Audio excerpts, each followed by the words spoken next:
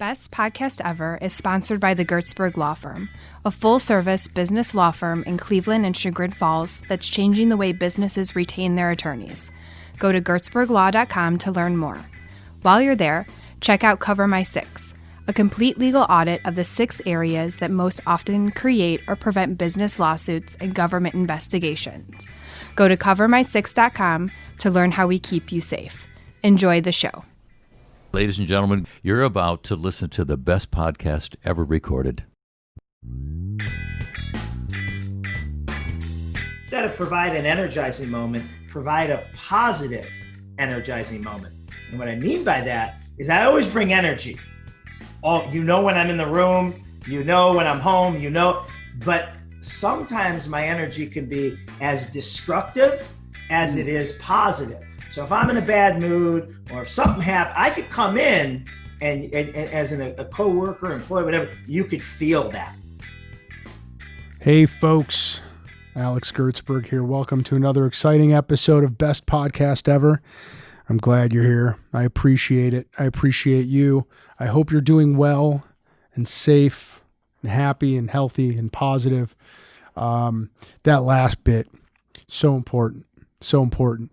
I don't think that I fully appreciated how fragile positivity is in today's hyper-polarized environment, as when I put myself on a media and social media fast, timeout, whatever you want to call it, over the last couple of weeks. It's been pretty life-changing, and I recommend it.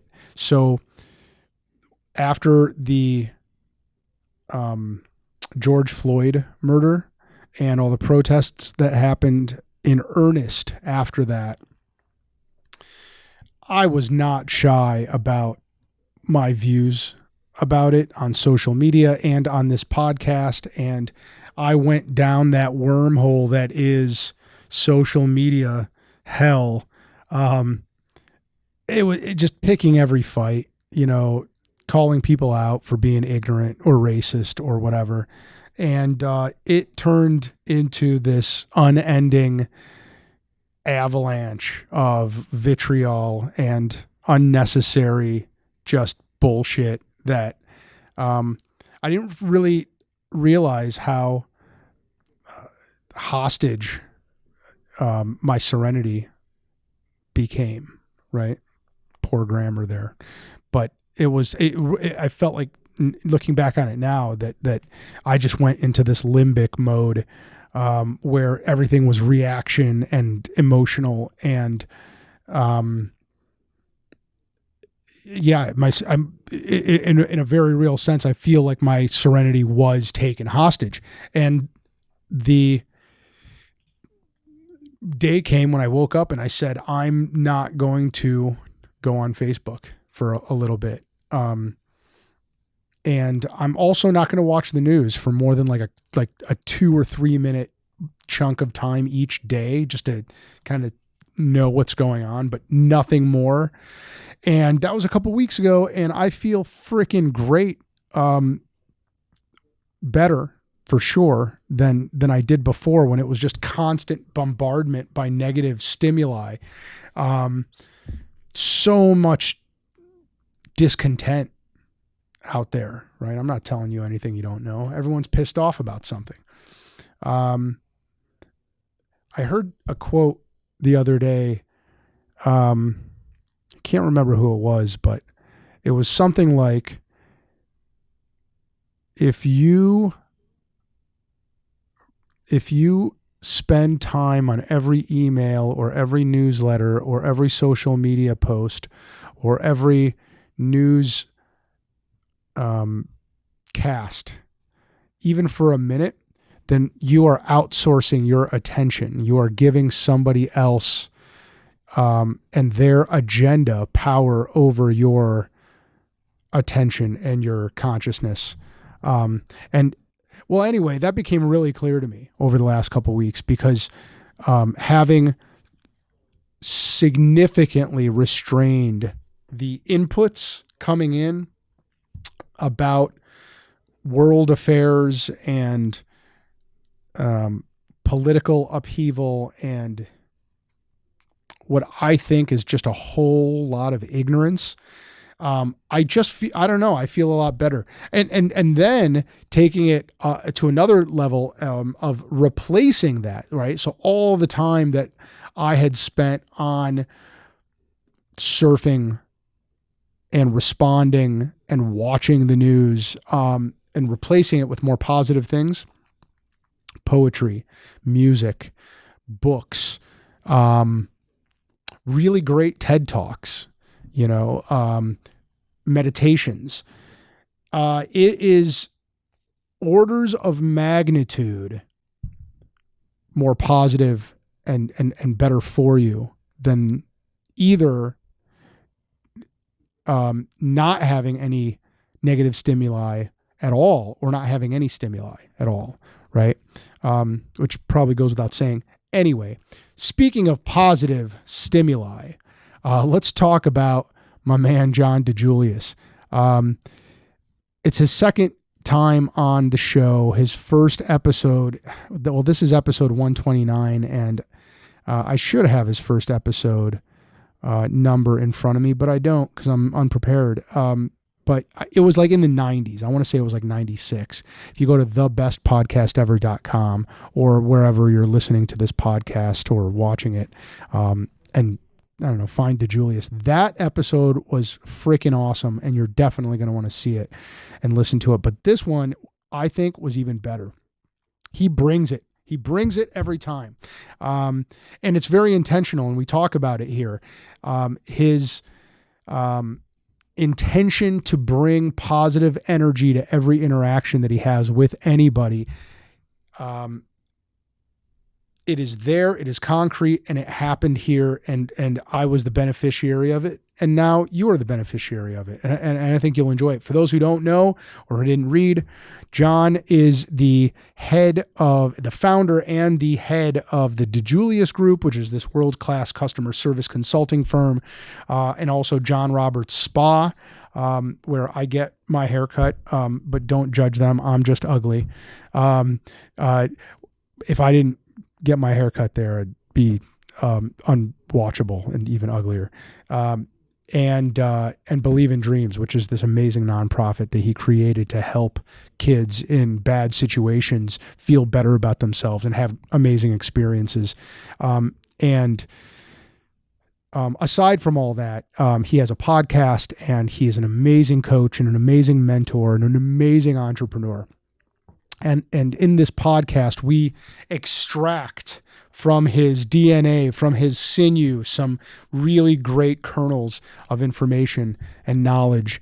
And we talk about some recent wins he's had, his experience with coaching and with EO and peer-to-peer groups and discussions.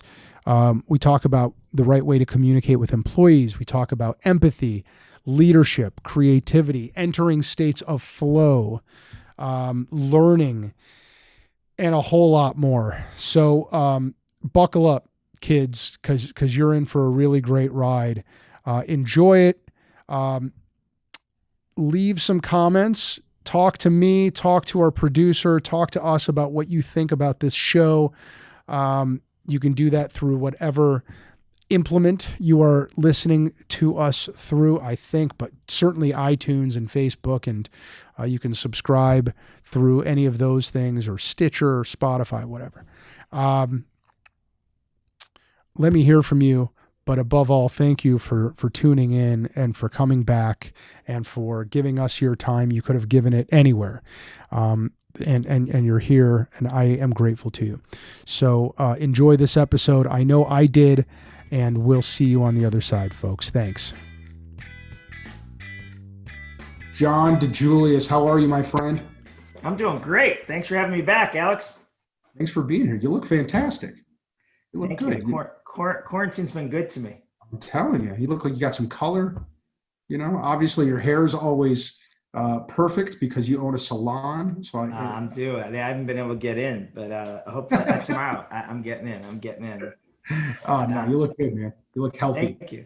You guys all healthy in your family? Yeah. First time I have all three boys home in a long time other than holidays. So it's cool. It's crazy. It's bedlam, breaking up some fights, but it's fun to have them all back. Have they been with you through the entire quarantine? No, just my youngest, but the two older ones are back. One graduated from college and one is a wrestling coach at Harvard, and they just don't have anything going on this summer because of the quarantine. Yeah. All right, John, give me a recent personal win and a recent business win. Yeah. So like I said, I immediately found the gift in the quarantine, right? And all this, personally and professionally. So personally, being with my family, while I like traveling, and traveling usually means it's good for business, being home every night, cooking out, and just, really having the quality time, as well as we've been having the DiJulius Family Olympics. We got ping pong table and cornhole and bocce and pool tables. So that's been intense and has hurt some feelings, but things will happen. Now, what is the level of smack talking at the DiJulius household during the DiJulius Quarantine Olympics? Is it a high? Yeah. It's ruthless. Like you have to have a short memory, or you might not. Like if we could find out your Achilles heel, your weaknesses, we will exploit them to no end. So if you ever come and say you open up to me about something, oh my God, we will use that and just try to break you. I kind of had a feeling you were going to say that. As nice a guy as you are, you strike me ruthlessly competitive. And I know that that's the kind of thing that eventually permeates through the family, because you can't smack talk and then they won't, it comes back. Right. All right. What about a business win? I both, the two businesses, I just looked at it as a great opportunity to pivot.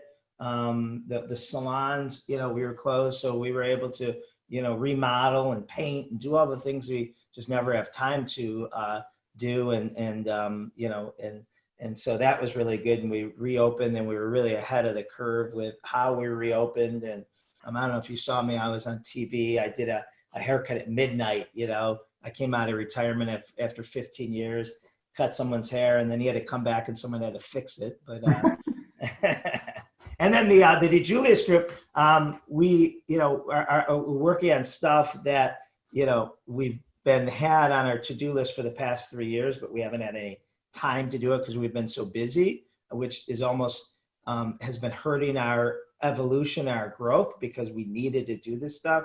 So we're coming out with something new. January, we're coming out with a new entity of our business called CX Coaching. And that's where it's kind of like, you're familiar with the EOS model and Gene Roberts? I am. It's like that for our people who have gone through our CX Academy, and they can, be CX coaches with our methodology. So we're really excited about, broadening the reach that we can get to companies all over the world. Yeah, good. I was reading my favorite book, right? Getting ready to all your authors. First of all, I'm on page 113 and I see Darlene Campagna on here. Yeah, Darlene's awesome. She was my EO coordinator. I just joined EO this year. Couldn't have made a better decision. Were you in it at some point? 15 years. I freaking love it. I love it. Yeah. The best, as you know, the best thing of it is there's no hey, do you want to hire me? None of, you don't have to ever worry about that. But really the best thing is you don't have to explain to someone, like you might have a friend that works in corporate, America, how, you're cash flow strapped. You're not sure you're going to make payroll. You're not sure you're going to be around in a month. Your wife is about to leave you because you're working too much. Your kids don't recognize you. That's everyone's story. So you get to, we all understand that, which is not that those are good stories, but we understand what life as an entrepreneur is, and that really is peer-to-peer sharing. So now you could just get to, all right, well, what is the underlying issue? I some of my best friends, lifelong friends, have resulted out of that. One being Gene Roberts, who you've had as a guest. Many great people. I started it in December. The advice I got was go to everything, go to every event, go just immerse yourself. And that was easy because I loved every event they put on. And then the pandemic hits and every event turns into a Zoom call. I wasn't able to do that, but I got placed in a forum in February, and it was Zoom at first. It is one of the most valuable, that peer-to-peer group. The forums are the best. It's amazing. It's amazing. I've told my forum members, and I'm still tight with my forum members, that for 23 years, it's been 23 years, and they're the closest people. I've told them things I haven't told my best friends, my significant other. It's just a very safe group, and it's amazing. And they're all brilliant. It really is. I mean, it's an amazing organization. I've already gotten a ton out of it. I just renewed, and I just, I mean, it is one of, if you're an entrepreneur, if you're watching this, folks, and you're an entrepreneur and you haven't heard of it, go look into it. And if you've heard of it and you haven't jumped in with both feet, then you're cheating yourself. Yeah. I love it. I forgot why we started talking about it, but Darlene Campana, page 183. Yeah, that's it. I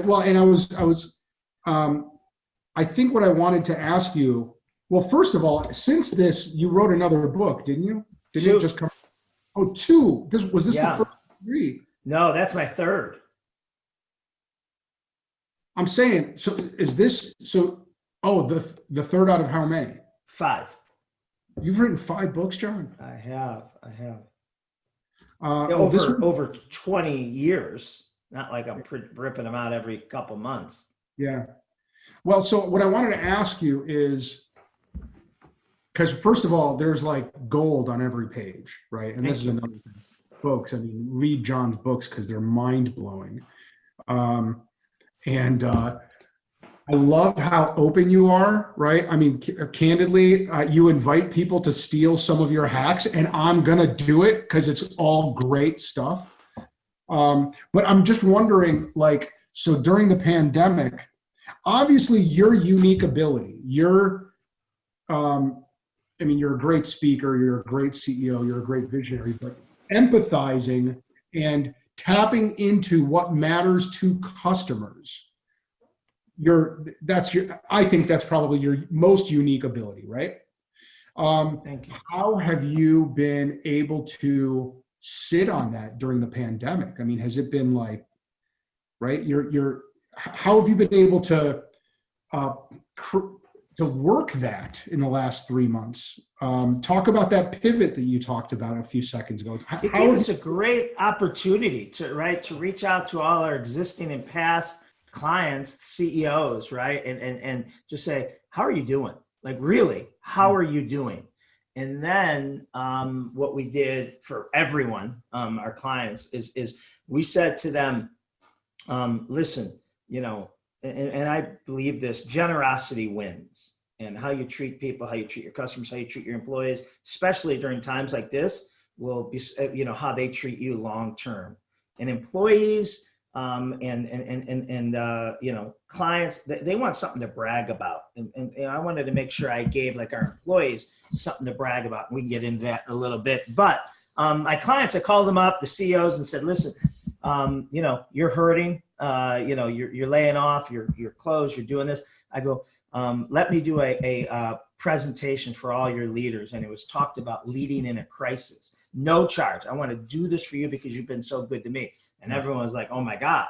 And it was great because, it's not my forte, right? Leadership, no one's getting. So it wasn't cannibalizing a presentation selfishly, but it was a really good presentation that wrapped them up and made them loyal and appreciative. It renewed some clients that, like, let's say you used me 3 years ago and you haven't used me lately. I'd call you up and say, Alex, how you doing? I go, you have always been really good to me. I want to do this for you. And then it reminded you, man, John, or the DiJulius Group brings some really good value. And one of the things that happened that I was really happy with, we had our biggest client ever come to us about 6 years ago and give us an obscene amount of business for us, to the point where I was uncomfortable with it, right? You never want one, major client making up, close to 50% of your overall revenues, because, then you grow into, you build a nicer office, you do all these things, and then you're kind of, beholden to them. But they were a great client for several years. And then they, mortgage company, they got into trouble, kind of with Fannie Mae, and they lost that arm of their business, which was 80% of their revenue. So, I didn't even know they were going to stay open. And obviously they cut us out, which I understood. But something that really paid off, and at the best time. So the past 3 years, they aren't really using us, but they're in DC, and my son was going to American University. So I'm going out there to visit him anyway. And I'd call the CEO president and say, listen, I'm coming out. I go, I know you can't afford me right now, but, let me still come out and present to your new employees and keep them engaged in all the work we did. And I won't charge you. And I've done that for, a couple of years and not knowing if it would ever come back. Well, literally the second day of the quarantine, I want to say it was like March 17th, he calls me and says, John, because the mortgage rates are dropping so well, we are tripling our business this year. We have to go from 500 employees to 1,500 employees. And his literal thing is, we need to give you an obscene amount of business in the next, 6 months. And it was couldn't have come at a better time, because, like everyone, I'm like, are we going to go out of business? What's going to happen with this? But it also made me feel good that, when you take care of people, it usually does come back to benefit you. So I will echo that, and I need to reinforce that for our listeners, our viewers. While everybody and their mom was panicking when the lockdown started happening, and when especially retailers, because they just couldn't, people who are depending on face-to-face business, which I want to talk to you about with your salon, but most of the people that I knew were just in panic mode, in survival mode. And what I felt intuitively was, this is the time to just give it away, right? Pick up the phone, connect with your clients, let them know you're still around and that you are there to help them any way that you can possibly help them. And I did that. And you did that to me, Alex. I don't know if I was, but it was so cool. You just reached out and said, I got 2 clients, and it was an introduction. And, you guys got to meet, this person's business is growing by leaps and bounds. And John does this. And there was no hidden agenda. There was no, hey, it was so cool. And you did that literally during the pandemic, and I made 2 good, warm connections. Good. If you do it with the intention that it has to come back because you're desperate or because you need something, it's going to come off that way. It's going to be obvious, and B, it ain't gonna. It's impure. But I got to tell you, John, without expecting it or wanting it or thinking about it, we've had probably the 2 or 3 busiest months we've ever had, and it was just kind of not even always related to any of those calls. It just, if your mindset is in giving and in gratitude, I'm telling you what you obviously already know, but I don't know. I don't know if the universe makes it happen or what. It just happens. It just happens, And, well, something, whether you believe in God, nature, something, someone was telling us we were way out of balance. And I think this whole thing brought us back to focusing on what's most important, right? The human relationships and really what's really important. And so it was about finding the gift. And so the other thing you gave me that I remember, you gave me a great podcast tip, moonshots. Do you still listen to that? Moonshots Innovation? Love it. Yeah. Dude, I can't wait till Monday. Like, I am obsessed with moonshots. To the point that we've even changed our own podcast to that type of style, because I love what they do. Like, I could feature Steve Jobs this week, right? And, because they don't really interview the person. They play audio clips. And so now it just, put me, I could feature Walt Disney. I could feature, Richard Branson. And, because, me, I'm not going to get to any of those guys, but I can feature them. Yeah. Well, so for folks who don't know, it's like a cheat sheet, right? It gets you the kernels. It gets you what you want to know about your entrepreneurial heroes, right? Yeah. Without necessarily having to read a 1,000-page biography by Walter Isaacson about him, right? These guys do a great job just extracting the meat of people's successes and their messages. Good. You said something a few minutes ago that I want to deconstruct a little bit more. You said, I want to give people and I want to give employees something to brag about. What did you mean? So, we during times like this, employees want to be able to brag. They need something to brag about. And, so what we did was we had Zoom calls, like I'm sure everyone did. And, I have 150 employees in the salon business, and, most I don't know, some I have never met. So it's real cool to be able to see them on a regular basis, and get to know them and get to know who Alex is, and, that Alex, and vice versa, that, John Robert isn't just a name on a building, he's really a person, and just to tell them that we're here for them. So I was sending out also weekly vlogs just to them.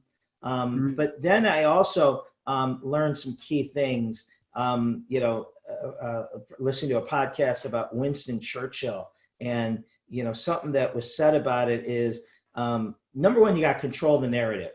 And especially now, because, people are getting their information from social media, the government, headline news, and their circle of friends, which are all false news in a way. Oh, your business is going out of business. Everyone's is. I heard your business is going, or, whatever that, all the stuff, and it freaks them out. Yeah. And so when you communicate with your employees on a regular basis, so here's what happened. Here's what's happening. I expect us to reopen in the middle of May, give or take. And we are prepared for this. And this is what we're doing. And this is what, and regardless of what the government says we're going to do more. And getting them all calm. And then, that Winston Churchill talked about, your employees need to see the victory line. Like, you have to tell them what that looks like.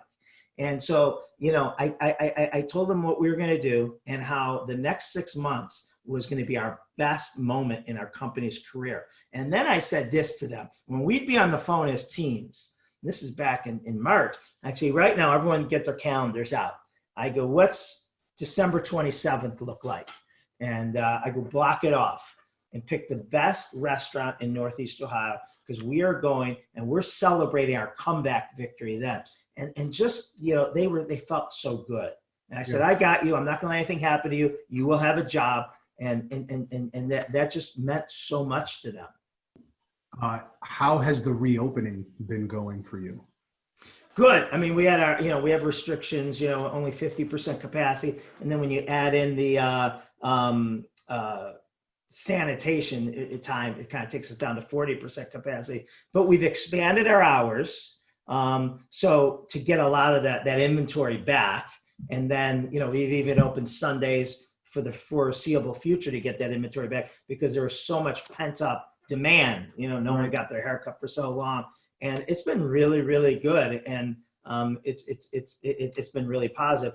I don't know what the next 6 months, with so much high unemployment, if you used to get your haircut every 4 to 6 weeks, you might, because you're fearful, you might go every 6 to 8 weeks. Or if you got a monthly massage, you might say, I can forego that. So we really have to make sure that we are delivering an exceptional experience, because people are going to trade, and, they might, they're going to choose to, not go out to lunch a couple times a week or out to dinner if they feel that their weekly escape or weekly manicure is worth it. Or they might trade the opposite. You're not going to give up golf, but you don't mind, going to a different salon or whatever. So it's really important, while we had that pent-up demand coming in, that we took advantage, reminded our customers of what a great escape we are and that we are worth it. So hopefully when they have to make those choices, we're on the right end of the choice. Yeah. So I'm going to make a prediction for you, John. I don't think you guys are going to see any changes. I think that once the only changes you're going to see are capacity related. If you've got to operate at 50% and you're adjusting as best you can. But I don't think people are going to go from 3 weeks to 4 weeks, because your clients aren't just there for haircuts. I know, because I'm one of them. I don't go there for just a haircut. I go there for an experience, and that is not. And I could get a haircut cheaper, right? You're not the cheapest people. That's not my play with John Roberts, right? I go there for an experience. I'm willing to pay whatever, Haley charges for a haircut. So I was thinking about what questions I was going to ask you. I kind of had this one nagging one in the back of my mind, and I still don't think I know how to articulate it correctly. So I'm just going to do my best. Just come out. No, well, here. I'm saying I don't know how to put the words together. Did you Google me? Is this talking about the arrest I had when I was in college? Well, no, but now that you bring it up, I'm like, no. Was there an arrest in college? Can we talk? Should we talk about it? You want to do high school?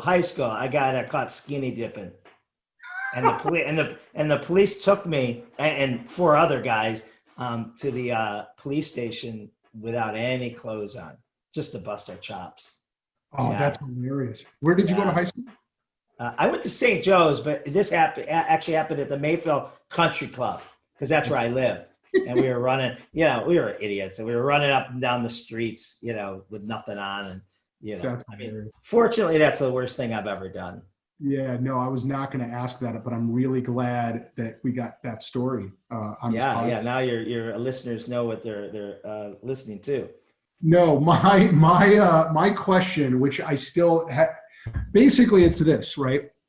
I was trying to imagine, like, you as a leader of your organization.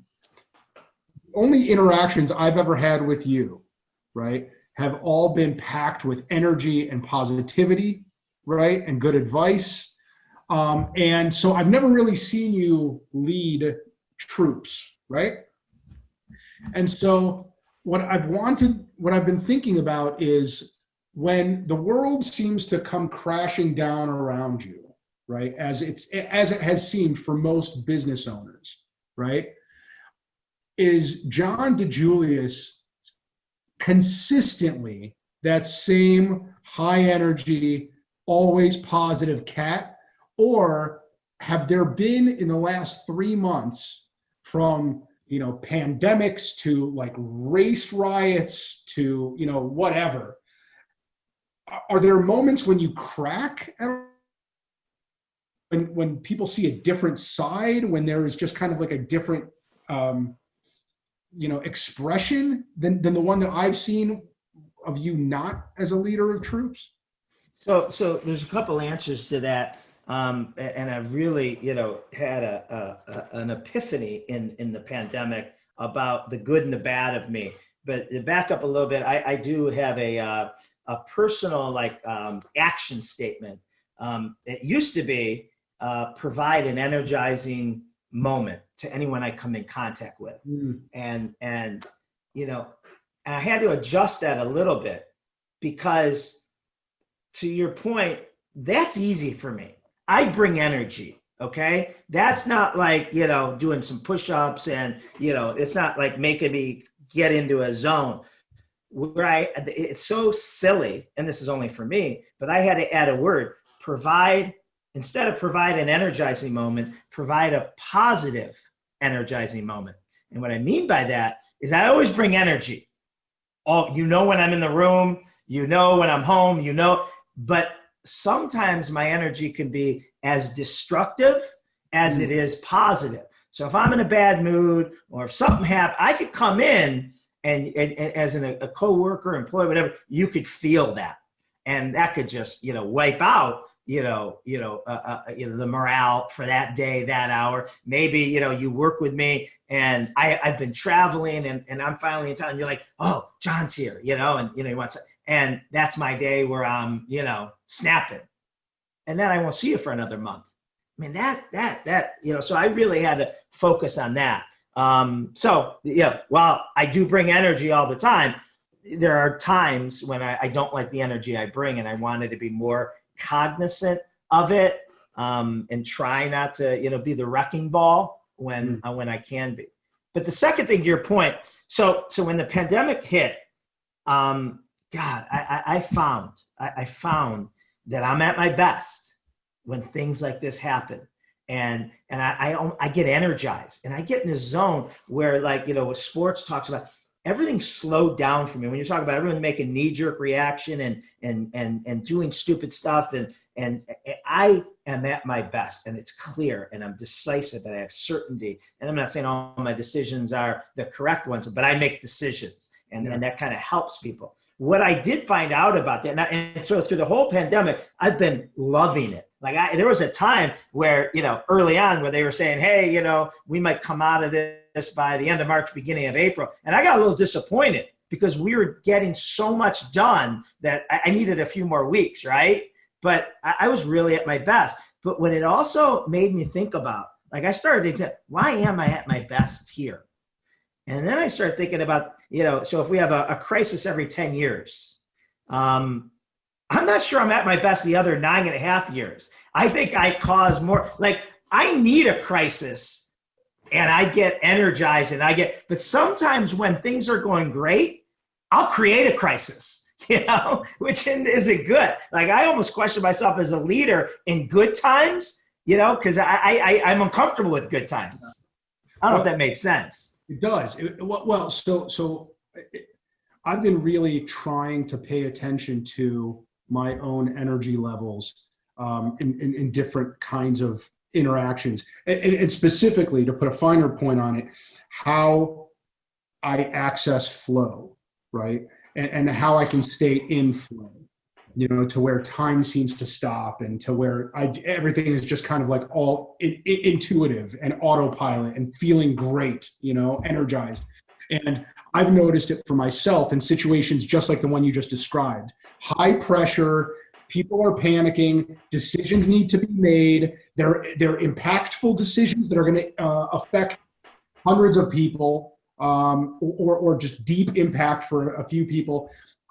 That, and also, I gotta believe you're in a state of flow during these, during creative brainstorming sessions, right? Like I feel like I enter this state of flow that I don't even realize until I've left the room, that it's an hour has gone by, where it's just pure, just creativity, pure, ideas that have to be secreted onto a whiteboard. Do you feel that state of flow too? Yeah, I love innovation and talking about, blowing something up or starting something brand new. I get really jazzed by that. Yeah. And being disruptive. But okay. So let's back up about 2 questions ago, right? So when you said that you try to you now try to create positive energy in your interactions rather than just bringing energy to your interactions. Can you think of times in the last couple of months where you have not succeeded in that? Oh my God. Like in the last couple hours. Yeah. Especially being home with my kids, and you could snap or, they cleaned up, from last night having people over. But the garbage so they cleaned up all the garbage, but they put it in the garbage cans and the garbage cans are overflowing. And I'm like, what are you doing? Like, what are you doing? And instead of saying, guys, you did a great job. Like, you guys really cleaned up the basement, the patio really well. And just, oh, by the way, do me a favor, when you see that you can't get anything more in it, maybe take it out. But that's how I should have handled it. But, I might be focusing on, hey, nim nuts or whatever you got, what do you think? What is this? Like, what are you thinking? And that's just where it's just like, focus on the positive. So what do you do to get the other way? What do you do to maximize the chance that it's going to be a positive energy interaction rather than a gut instinct, knee-jerk negative one? I struggle. I really do struggle. So I advertise it on my phone. I have signs in my window, create positive, energizing moments. And I'm always, reading 4 to 5 books, and they're on business, they're on customer, but I always try to read one on that type of stuff. So it's just, it's not like deodorant I read a book in January and then it wore off and then the odor comes back. This is a struggle for me. I constantly, need to be visiting this. And it could be the same thing, in business where, I beat you up about, you didn't hit this goal. Well, you hit 5 other ones, and not that we don't need to address that goal, but there's a better way, and there's a better way to, to approach it, or have you beat yourself up and say, oh, come on, Alex, you're not that bad. So I'm really glad that you mentioned the book thing. Because I want to share this with people. I don't read books just to learn new things. I read them often, actually. There's always, for me, at least one book that I'm reading just to keep the idea on top of mind, right?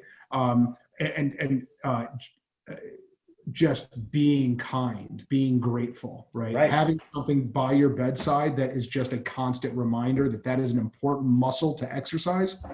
And then the other thing I was going to say is I listened to the Tim Ferriss podcast. Yeah.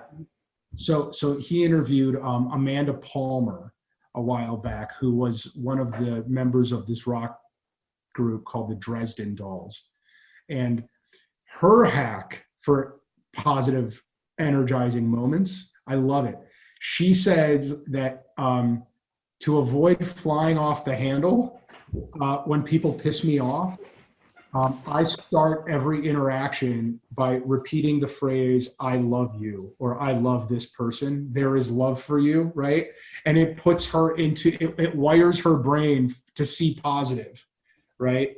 That's awesome. The most annoying person in her life, she is not going to go off the handle with them because she's pre-primed her interaction with that phrase.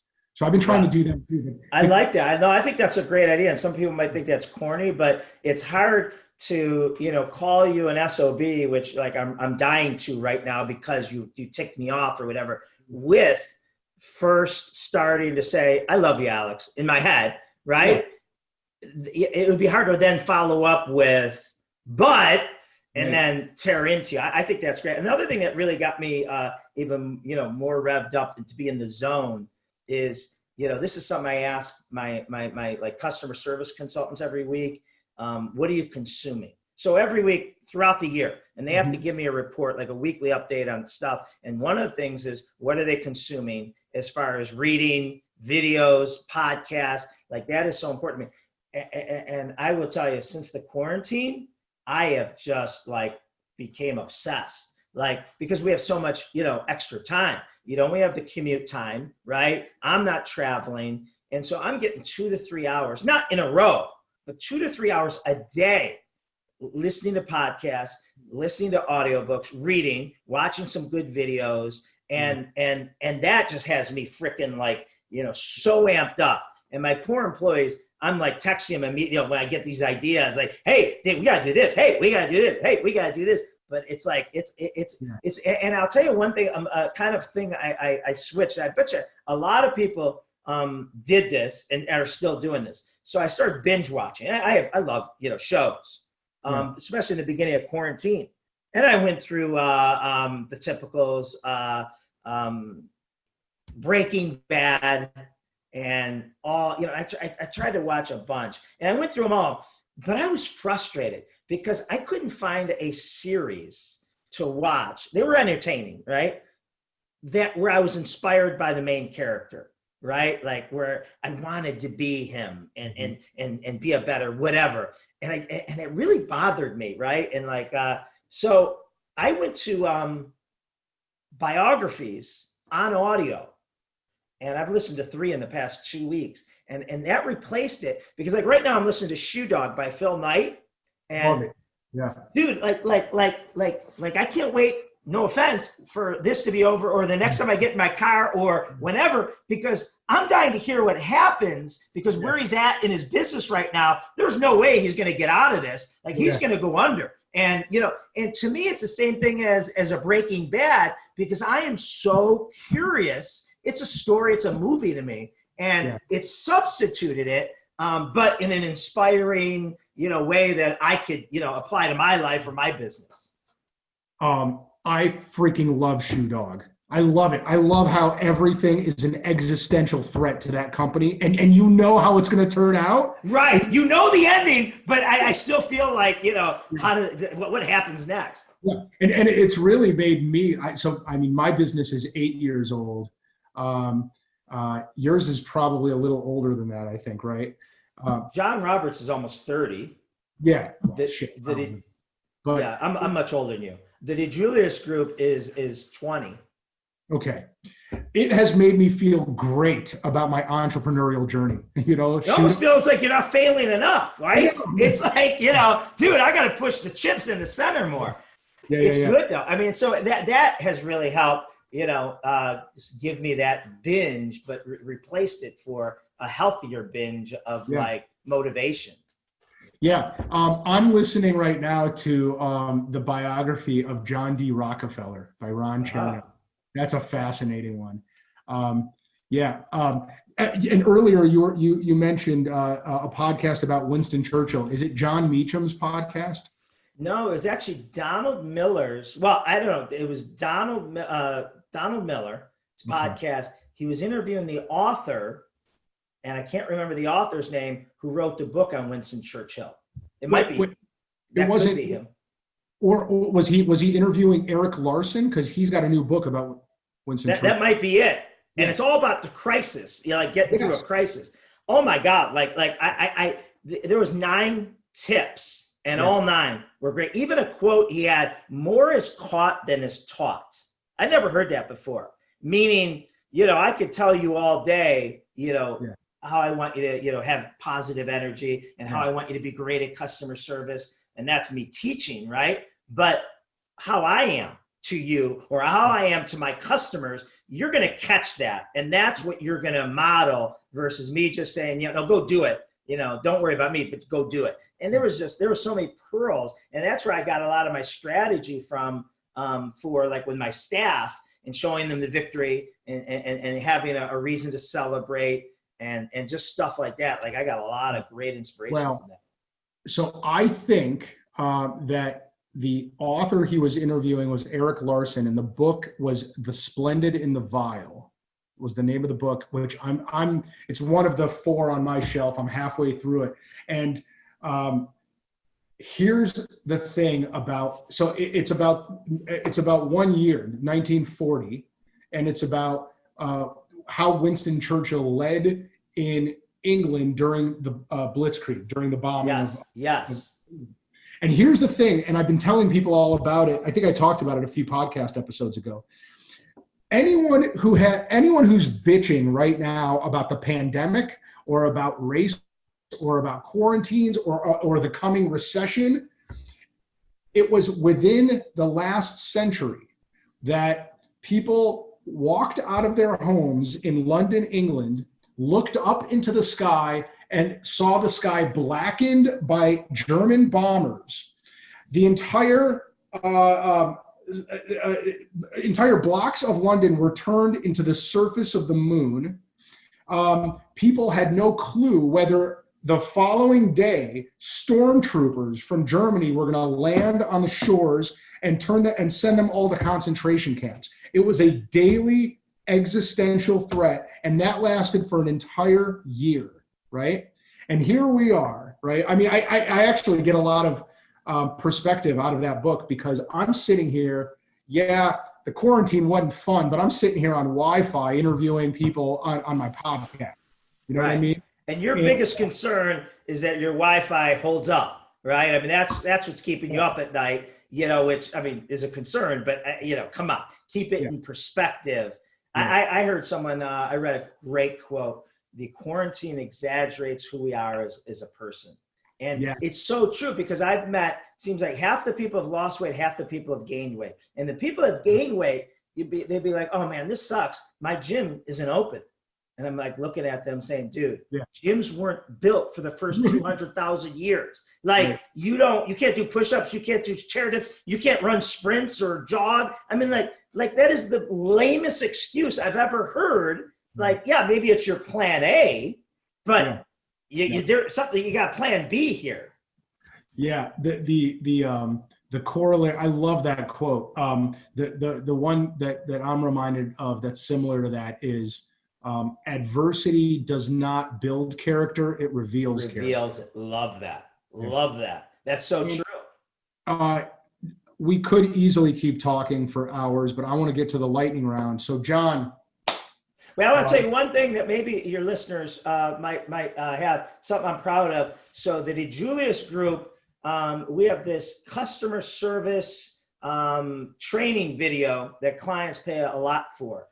What we did was we took that and we're giving it away for free, no strings attached. It doesn't expire. There's no upsell. And I'll make sure you have it for your show notes for small businesses affected by COVID. So $5 million or less a year, and they can't be part of a franchise. If they fall into that, restaurants and anything, they get this, video completely free to train their employees on soft skills. And so it's just our gift. Trying to help people get back on their feet. Yeah. So that link will definitely be in the show notes. And if you're like driving right now, listening to this on Stitcher, if you go to thebest.podcast.ever.com, get to this episode, the show notes are right there. That's awesome. That's awesome. You did that. And before I forget too, how has Believe in Dreams been affected by this? The schedule couldn't have been better, meaning we had our big black tie dinner gala February 2nd, which probably brings in, 60% of our revenue. So we got that in and not knowing that anything was going to happen. And so it hasn't really been affected. Now we don't know what the future holds, but our next event is a summer golf outing at Barrington. And we were like, all right, no one's going to want to do that. And it sold out right away. I can't believe it. So knock on wood, it hasn't. And the good thing about what Believe in Dreams is they've really amped up their efforts to help, because there's a lot of, obviously everyone's at home during the school year, but when these, the Believe in Dreams candidates, when they went home, they didn't have the technology, and they didn't have a lot of things, and the parents didn't have the capabilities. And so Believe in Dreams really has been able to step up and help a lot of people out through these times. Yeah, folks, if you haven't heard of Believe in Dreams or know anything about it, you got to go and learn about it because it's an amazing nonprofit organization that helps kids, well, frankly, realize dreams, right? I mean, you talk about creating positive, energizing moments, right? I mean, that is a real manifestation of that intention, John. Yeah, believeindreams.org, and it's for kids, non-medical issues that have suffered severe hardship and really bad circumstances in their life that hopefully most of us don't know what that's like. So we want to help them realize the same opportunities that so many of us have gotten. Yeah. No. All right, lightning round.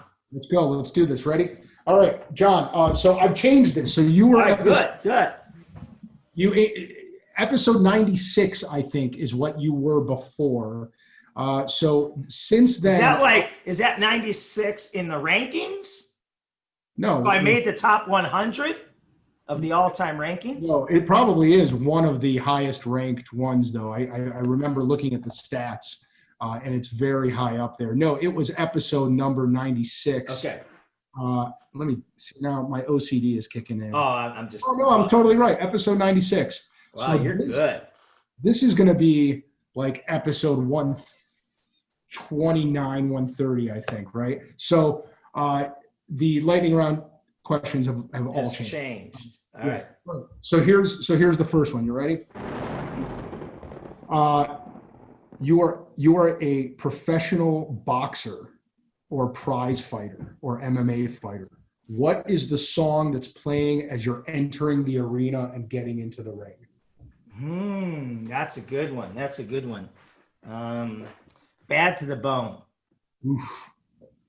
It's inspiring. I like it. Good. Okay. What is your current habit that you're doing on a regular basis that's giving you the most mileage?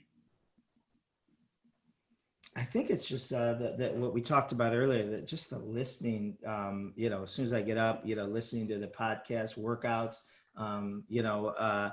drive time, when I go to bed, I'm listening, and it's just like, it's just giving me so many ideas. And sometimes it's not even the idea from what like the author just said, but it made me think of something, and it just, I love when my mind is flooded with ideas where, the opposite problem becomes is like, all right, what do I do with all these ideas? But that's a good problem to have versus, being stale. Yeah. You can go back in time or stay here. You can ask one person who ever lived, any single person who ever lived, one question. Who's the person? What do you ask them? Take your time. I already know it. I got two. I always said it would be my first questions if I get to heaven. If I go to heaven, was at first one was who really was behind the JFK assassination, right? but the one that's moved ahead of that is Mike Hargrove, the Indians manager in 95. He didn't in the World Series. He didn't pinch hit for his pitcher, and his pitcher had never batted before. In the sixth inning, he was a reliever, and we had a bullpen of other relievers, and it's haunted me every day since why he didn't pinch hit for him, and I just want to know. I need closure on that. My therapist tells me, I got to deal with it. So that particular question usually elicits a blank stare for a while, and they're like, "Man, let me think about that." And you just came at I know. So is that because you've thought about that before, or because you are just like a quick twitch muscle dude who just... No, I've thought about it since 1995. It's driven me crazy. To the point that my brother-in-law and my sister have a youth baseball team that Mike Hargrove's son actually played for. Yeah. And they had Mike Hargrove's cell number, and I begged them for it so I can call him and ask him this question. So I know it kind of reveals the shallowness of, I should be asking, if there's ever a cure for cancer or whatever, but I just want to know why he let the pitcher bat. No one should ever judge another man's priorities. All right. All right, here, let's see how you do with this one. What's an assumption that you had for a really long time that you later found to be total bullshit? Oh man, that's a great question. And there's a lot. I just have to think of it. Take your time. I'll go with, the most recent, just because it's on my mind. The whole Black Lives Matter stuff. And I know this is, stepping on a landmine and you guys are probably, but the assumption I've had is, I'm good. I check all the boxes, right? I got, a lot of close friends that are of all, descent. And I have a charity that, probably takes care of, well over 90% of minority people. And, and I feel horrible when these tragedies happen and, I feel, and so I could sleep at night. And that was the wrong assumption. I'm checking the boxes, so to speak. And the wrong assumption is, I'm not doing anything about it. I feel bad. but what does that get anybody? And I need to get educated, and I need to find a way to get my influence, my business, and whatever involved in the conversation and contribute somehow. So that's kind of was an embarrassing, moment that, I think I was doing stuff, or I think again, for guilt reason, I checked the boxes. I'm not prejudiced. I'm not this, but I'm also not, I'm sitting on my hands, I'm living in my bubble, and I don't, really deal with this stuff. And therefore, to me, it just happens in the movies. Yeah. I step on landmines all day, so I don't give a shit, right? The more controversial, the better. Yeah. I don't want to dwell on it too much now. The very last or 2 episodes ago, that's all I talked about. And I have very strong feelings about it, so I'm not going to spend a lot of time on it now, other than to say that the more I think about so I don't judge anybody for their beliefs, right? I think that, and I strongly believe that we are all today in 2020 victims of constant bombardment by media, right? And it's not just media, it's brilliant, Harvard-educated marketing experts, right? Who know how to get into our heads to prove a position for whatever, right? So I don't begrudge anybody for holding the political view or the view on minority issues or anything. But I will say that if for the folks who are out there saying all lives matter, when there is a large portion of our community, our friends, family members who are really suffering. I mean, just really watch a guy get suffocated to death for 8 minutes and 46 seconds. And when that guy is sitting next to you and he is truly, truly suffering in these times, and you can turn to him and say, you're my friend, but all lives matter. To me, it's like what that means is that you're not connecting to his pain, Anyway, that's just the most recent. I know it's ruining your lightning round, but a couple of things surprises me. That it's 2020 and that we have to be making a statement, Black Lives Matter. Like, that's embarrassing that it's 2020. I can see it was 1972 and we need to be, that's still a problem. The other thing that I was shocked 2 days ago, depending on, when you listen to this podcast, but 2 days ago, Headline News, it came out, and you're more in tune with this than I am. The law that passed that you can't discriminate against the LG. What is it? The LGBTQ. Yeah. Yeah.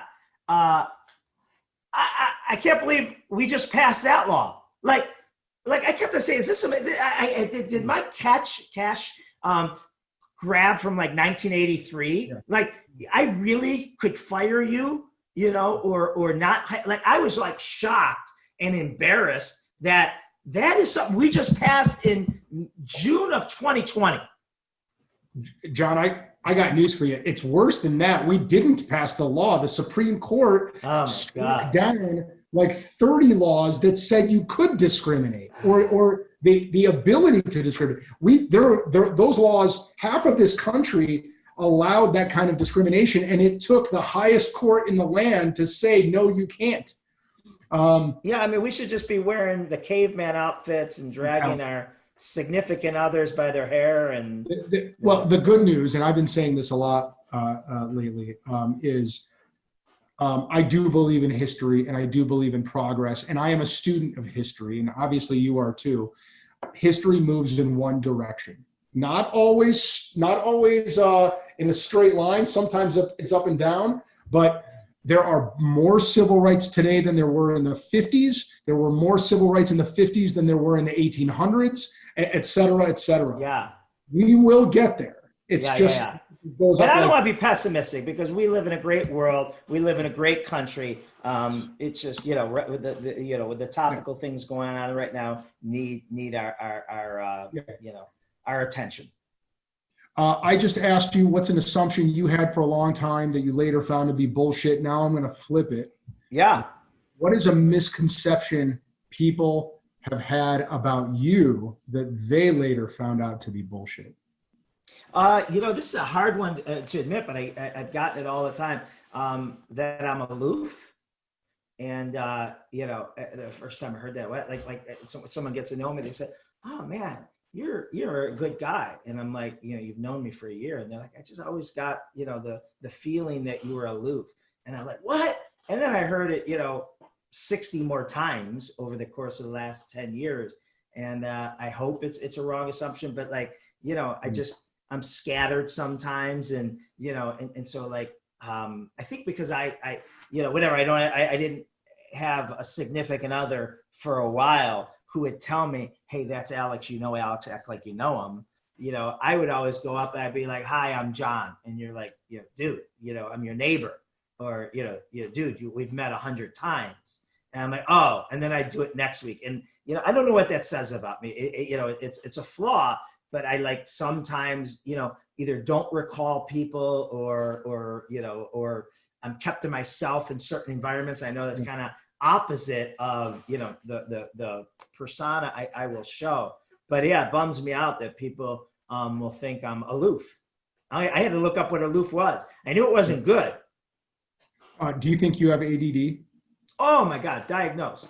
Yeah.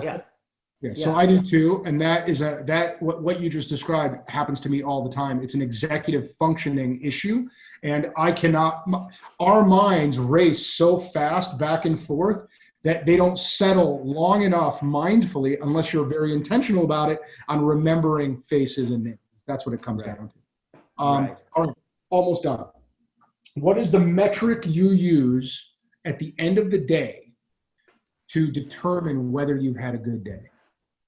So I have a lot of reminders on my phone that pop up. I have a 10 p.m. and I have a 6 a.m. The 10 p.m. says, how many people had a better day as a result of coming in contact with you? And I think about it every night, and I wish I could tell you, every day I like the answer, but there's some days where I'm like, I didn't do so well today. And then the 6 a.m. is act as if today's the day you'll be judged for how you treat others. So that's kind of my North Star for the day. And then the one at the end of the day is how many people had a better day as a result of coming in contact with me. I'm totally stealing that. I just wrote that down. I keep a journal too, and I have a series of prompts, and I try to come back to it throughout the day to hit all my prompts, and that one is about to go into it. Last question. Which one? How many people had a better day because of you? Oh, okay. All right. I gave you 2, so you didn't like the other one. Well, I mean, it was all right, but I like that one better. Oh, man, it was all right. No, the first one wasn't really a question. It was I know. And I've got those too.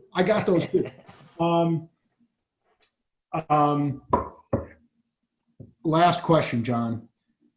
What is the metric you will use at the end of your life to determine whether you've had a life well lived? How many people had have impacted their life. So I don't know what that KPI actually would be, but I think I might have shared this on our last podcast number 96, that my personal vision is to live an extraordinary life so countless others do. And that's not so I have more cars, more vacation houses, more bank accounts, whatever that looks like, but that we have each of us have potential, and the portion of the potential we don't fulfill cheats others. Forget us, but all the people dependent on us. And so I always like to say, pretend Martin Luther King, Walt Disney, Oprah Winfrey, Steve Jobs, whoever, Nelson Mandela, whoever the greatest human beings. I probably wouldn't put Steve Jobs in the greatest human being category, but he certainly brought a lot of value to our world. Let's pretend they, when they were younger said, screw it, I'm just gonna be ordinary. And I'm not, and they didn't do what they did. How much different would our lives be? And, Alex Gertzberg, John DiJulius, we're the Walt Disney of our little sphere, to our kids, to our employees, to our clients. And I look at that as the ripple effect, and I'm cheating others if I choose to be a less than best version of myself. So I don't know the KPI, but I want to know that a lot of people had better lives as a result of being in my circle. You know, the more I think about it, John, the more I think about how people who, particularly business owners, successful ones, but just you get to a point in your life when you're no longer hustling and scrapping just to make a living, and you've created an organization, and now you're totally focused on them instead of on yourself. You know, You're totally focused on helping other people. You're obviously there, but you see that more and more if you're paying attention. You know, people who just sort of self-actualize, at some point they just get it. I no longer need to just scrap and hustle just to feed my family, and maybe you still do, but you just kind of do that mental shift, and you realize, oh, it's actually not about me at all. It's all about that. John, I appreciate you. Thank you for doing this. Thanks for having me back. This was awesome, as I knew it would be. Dude, I bet you have really soft skin. The Aveeno behind you, yeah. You know what it is about this? It's one of the very few things. Are they a sponsor? Are they a sponsor of your? You know what? They should be. I'm gonna go out and buy a bottle. Don't you guys sell this? Aveda, that's what it is. So when I was in Iraq, right, in 2003, I was using all these like whatever the Army gave you, right, whatever limited supplies they had in the PX, their soaps, and I started getting all of these like skin irritations, right? And then I came home and they didn't go away. They stayed there all the time. And even right now, you can see it right there, right? If I don't use so I went to an allergist and she told me, yeah, you've got this acute dermatitis from overuse of chemical shit, right? And here's a list of things that you're allowed to use. Anything else, right? So this is from hand sanitizer, this scab that I got there now. So from the COVID? This is just from some commercial hand sanitizer that is not on the approved list of hand sanitizers. So yeah, Aveeno makes, I have no idea whether it's good or not. I just know it's one of the like 5 things that doesn't have the chemical that will make me crazy. Thanks for your service. I don't know if I knew that. Yeah, but I also do have very soft skin, so thank you for. Oh, good. All right, my man, John. Let me let you reclose. I interrupted your close. No. That you're good, man. I thank you. I appreciate you, and you've given me, as I knew you would, a lot of really good shit to think about and to implement, and I know you have for our listeners and our viewers too. So thank you on their behalf. All right. Let me know the next time you're heading up to Thorn Creek. We'll meet you up there for a cocktail. One of these days we'll have to, go out in public again and enjoy a glass of wine. Be well, my friend. Thanks again. Alex. Take it easy. Bye. We hope you enjoyed this episode, and we thank you for listening. And remember to check out the Gertzberg Law Firm. Whether you are starting, running, growing, or transitioning a business, or if you need to create or update your wills, trust, or estate plan, our team will give you an incredible level of personalized attention and a passionate commitment to meet your objectives. We are veteran-owned, and our award-winning lawyers have the highest ranking from Super Lawyers and Avo. We have also recently received the coveted Weatherhead 100 Upstarts Award for a 2nd year in a row, and we are among the first Ohio business law firms to offer our clients a non-billable alternative on every single matter we handle for them, and opt out of the billable hour. What we are most proud of, though, are the many things our clients rely on us for. We successfully defend them in court, but we also help them avoid the courtroom with our Cover My Six service. We protect their assets through good estate and succession planning, and we assist our clients in many non-legal business services like recruiting and business development. We want our clients to feel confident in their choices and to help them resolve any issues or potential problems quickly and efficiently so they can get back to what they love, running their businesses. More than just litigators, we are trusted advisors, problem solvers, and growers of businesses. Let us help you and your company. Call us or find us online to learn more. Thanks again for listening. We'll see you next time.